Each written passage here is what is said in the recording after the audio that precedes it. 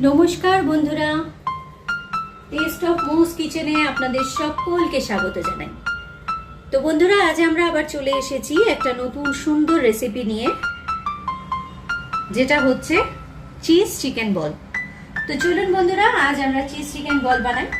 তো cheese chicken বল বানাতে আমাদের যা যা প্রয়োজন, তার মেন উপকরণ হচ্ছে চিকেন। এই চিকেন কিমাটা আমি নিজে ঘরে করে নিয়েছি, আপনারা দোকান থেকে করে নিয়ে আসতে পারেন। তার সাথে লাগবে হচ্ছে মেন ইনগ্রেডিয়েন্টস হচ্ছে চিজ আর ব্রেড ক্রাম,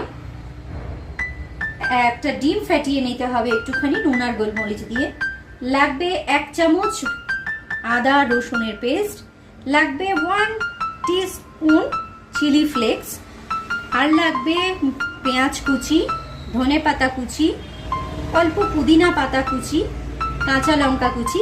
আপনারা যদি বাচ্চাদের জন্য করে থাকেন, খুব বাচ্চারা ভালোভাবে সুস্বাদু জিনিসটা খাবে, তাহলে আপনারা এখানে লঙ্কাটা স্কিপ করবেন।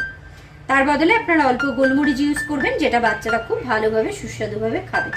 আর আমরা এখানে ইউজ করব মেয়োনিজ, যেটা আমরা চিকেনটাকে ময়েশ্চার আর জুসি বানানোর জন্য একটু মেয়োনিজ ইউজ করব। তো চলুন বন্ধুরা, তাহলে আজকে আমরা রান্নাটাকে স্টার্ট করি।